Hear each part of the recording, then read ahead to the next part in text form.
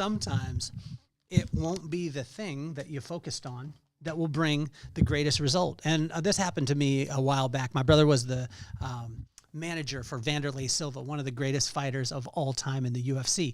And so I saw it as an opportunity. We started talking, and he said that, you know, he was having challenges because a lot of the guys that were working out at his gym, they would deal with, you know, little, you know, skin conditions, things like that. And I said to him, I said, well, tea tree would fix that, right? And so I started talking to him, and I said, what if we created a Wanderlei Silva body wash? And he was all in. We were excited. We got his logo. I got the product made. I was so excited.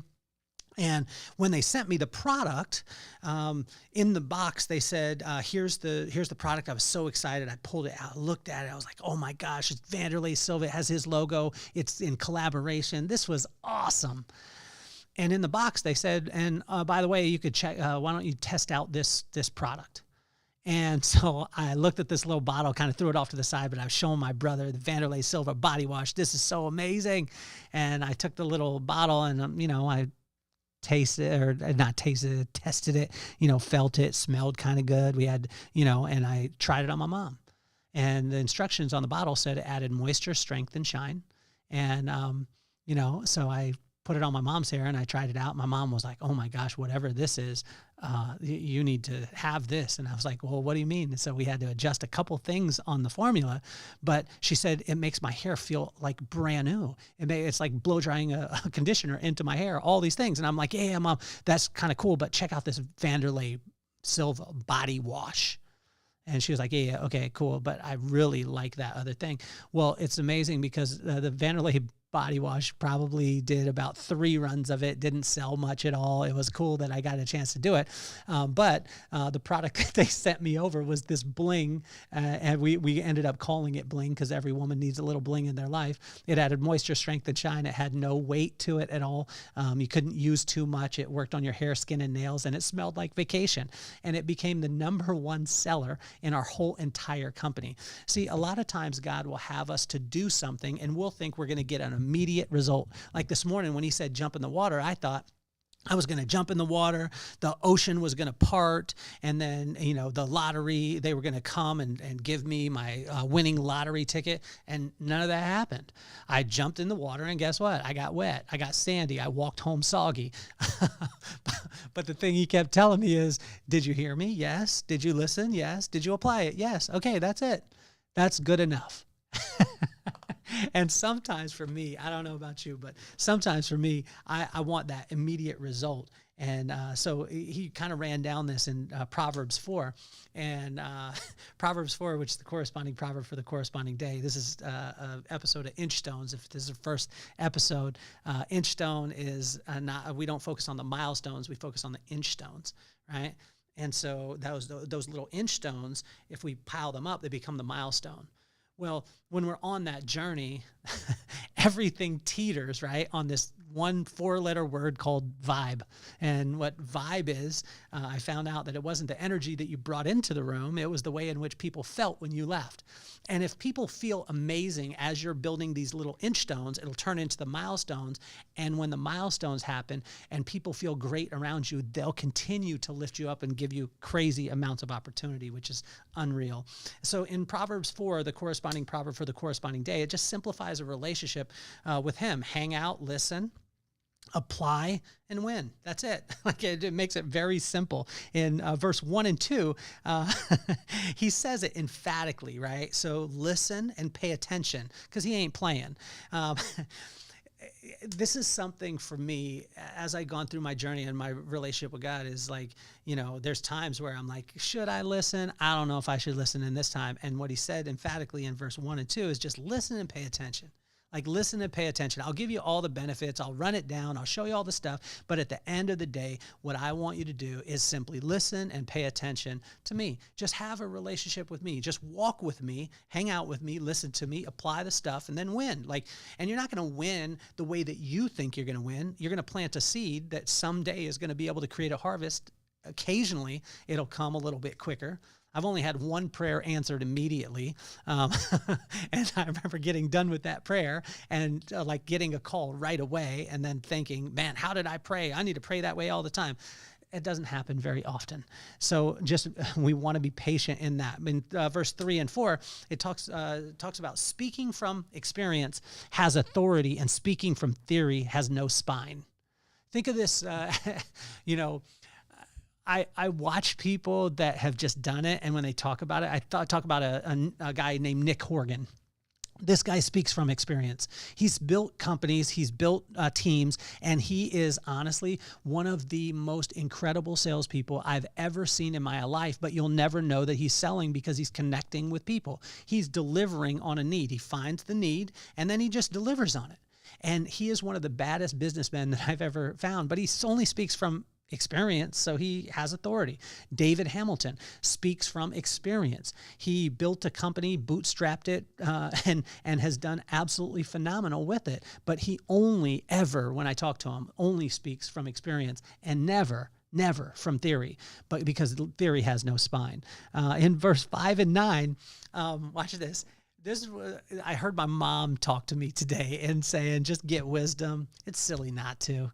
Like, people will be like, oh, well, I could go and get this and get that, and I could get this. There's no reason to get knowledge unless you have wisdom. Wisdom is the right use of knowledge. And so go and get wisdom. It would be silly not to. That's what my mom would always say to me. In verse 10 through 13 and 20 through 22, watch this. Hear, listen, apply is just that simple. See, we have to, like, right now, my daughter is almost 16 years old, right?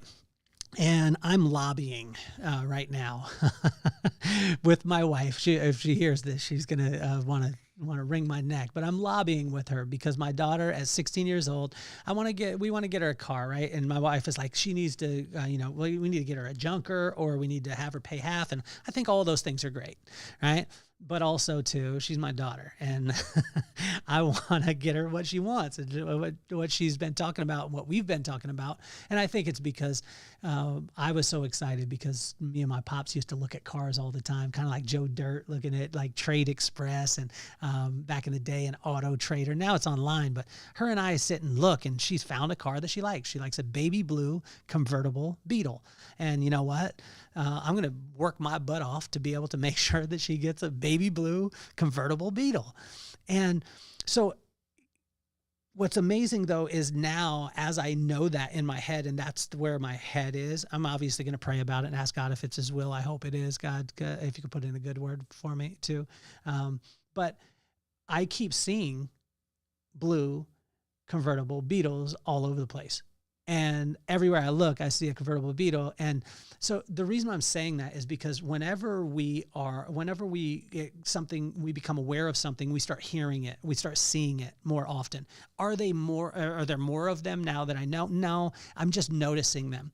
And so when it says hear, like when we start to have God on our mind, we'll start to hear things that he says. We'll start to hear him. But there's a difference between hearing and listening. And when we hear and listen, once we start to listen, then we apply. It literally is just that simple with our relationship with him. And he is speaking all the time. In verse 14 through 17, this is another one from my mama, is just steer clear of silliness. Like, steer clear of silliness. Like, don't try and, I used to teach 4-year-old Sunday school, and I've coached, 4th grade, 5th grade, 6th grade sports. And what I tell the kids is, don't try and find the line and then get as close to it as possible. This is where a lot of people fail, is like, find where the line is and just stay away from it. Stay away from that part of it, and then, like, this is what God is saying. It's just steer clear of silliness. And silliness is all over the place, and it comes in shiny packages, and it comes with, hey, you could do this, and you do this, and this will happen right away. And I find from experience that most of the time when I invite silliness, then silliness happens in my life. In verse 18, it's just a call out to light up the world. And if we want to light up the world, then we're going to take on his light. See, every one of us, every one of you that is listening right now, and every one of us in this world, we have a purpose, right? We have a purpose that God designed us for. And when we're free in that, and I noticed that last night when I watched Adam Sandler, I just got a chance to be able to watch his new special. And if you haven't watched it, it is unreal.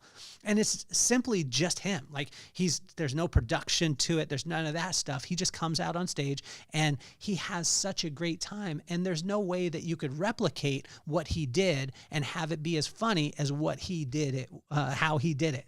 If you said the exact same words that he said, but you didn't deliver them the way that he did, it wouldn't land the way. And I was dying laughing on the couch last night. And it was because he has just laid into his voice. Like that's his voice. He's incredible. I mean, and his jokes are unbelievable. And he can play the guitar and the bass and sing and the whole nine. I mean, it's just an absolute inspiration. In verse 23, like once you start to light up the world, then my mama would always say this is guard your heart. Just guard your heart at all costs. Well, be conscious of what you allow into your heart first and then guard your heart. Some people allow craziness and garbage and silliness into their heart, then they guard that. Well, guard your heart once you've filled your heart up with wisdom, once you've filled your heart up with a relationship with him and also too with his light.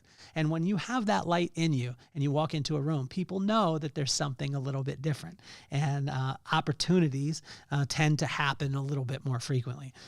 In verse 24, speak life always, there's no downside. There's no downside from telling somebody that they're awesome, from complimenting them specifically on what they're doing or what they did yesterday or anything like that. There is never, ever a time where that will turn out bad. So speak life to every single person, every environment, and make sure it's as specific as possible. Use someone's name. And today, the challenge, just reach out to someone, text them, call them, email them, whatever it is. Send them a little video. I got one today from David Sutter, and David Sutter sent me the video and said, hey, this is what I got from the podcast.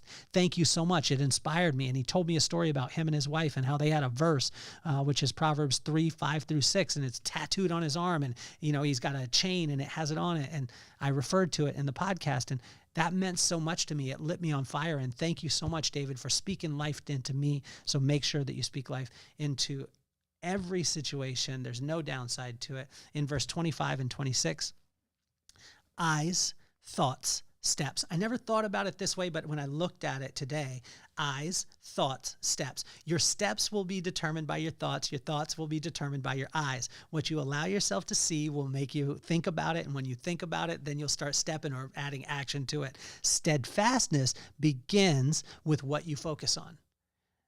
And how do we focus? With our eyes. So be steadfast. Be steadfast in his light. Be steadfast in his love. But first of all, we've got to see it. We've got to look for it as often as possible. And in verse 27, as we finish up, it's just jump in the water. Like God brings us down, like with this relationship, it's just literally like hear him, listen to him, and then apply it. Hang out, listen, and then apply it, and you will always win. But when he says jump in the water, just jump in the water. And you most likely won't get some heavy return. Like I would like to tell you that when I got out of the water, then everything was perfect and my life had changed. It wasn't. I wish that I stumbled over a pot of gold on the way home from, the beach, but it wasn't that. It was just me walking soggy, sandy. And, but here's the thing is I do believe that if I do what he tells me to do, and the more that I do that, the more that he'll tell me. And so I want to invite you, on this, and I want to ask you the question, like, what's he asking you to do today? And are you resisting? Are you resisting it because, you don't know where to put your shirt. You don't know where to put your phone. You don't know where to put your shoes. You're going to get sandy. You're going to be wet. You're going to have to walk home soggy. And I invite you, literally, jump in the water. When you do, but don't jump in the water unless he tells you. If he tells you to, listen to exactly what he's saying. Hear him first, listen to him, and then apply it. And I will share this with you as I got back to the studio, and I was just about to record, and I looked down on my phone, and it rang, and my friend Mike Oster it was him on the end of the phone. And I told him the story about just listening to God and jumping in the water, even when you don't get the exact return that you would like. And he said, well, here's a return for you. We would like you to come and speak at the Day of Excellence conference in South Dakota in 2026. So there was a blessing. I don't know that that's because I jumped in the water, but it's practicing the muscle of hearing it, listening to it, and applying it. And I believe if you keep planting the seeds, great things will be able to happen. That's Proverbs 4. My name is Kelly Cardenas, and I'm officially off the hot seat. Peace, love, and soul.